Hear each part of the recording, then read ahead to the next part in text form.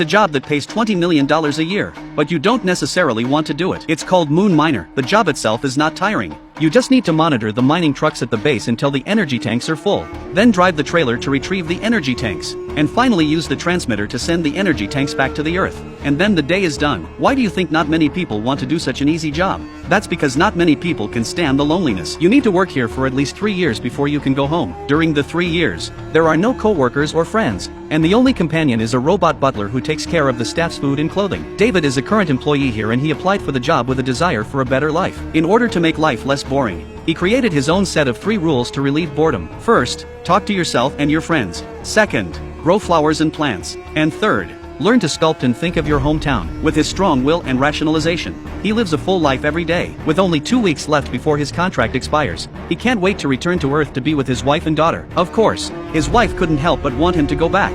She sent him a video to congratulate him and said she was very lucky to have such a wonderful husband and she was proud of him for his contribution. But that's when David suddenly felt unwell. Recently, he has been suffering from insomnia, drowsiness, mental fatigue and hallucinations. He often sees strange women appearing at the base, but in the blink of an eye, they disappear again. This has caused great trouble in his life. He thought it was because he missed his wife too much and wanted to eliminate the distractions by strengthening his exercise. But he didn't realize there was more to it than that. That day he was driving his trailer to work as usual when he hallucinated again that there was someone in front of him. Distracted, he accidentally crashed into a mining truck, damaging the equipment and releasing oxygen. He quickly put on his helmet to save himself, but he fainted due to his injuries. When he woke up again, he found himself in the medical room. But strangely, he remembers nothing but the robot. The robot smiled and said he'd be fine until he recovered from his injuries. But David couldn't help but get up and take a stroll, only to overhear the robot having a video conversation with Earth HQ. That's not the point. The point is that the moon base is no longer in direct contact with Earth. He wanted to see what was going on, but the robot found him. The robot looks surprised and says it's recording a video report. It was obvious that the robot was hiding something, but David didn't notice anything unusual until he recovers. Something strange happens again and he realizes that all the steel doors have been locked. He asked the robot what was going on and the robot said that the mining truck outside had stalled and that they had to stay here for safety and wait for help. It's strange why they have to wait for help when he can do something so small. In order to save the company money,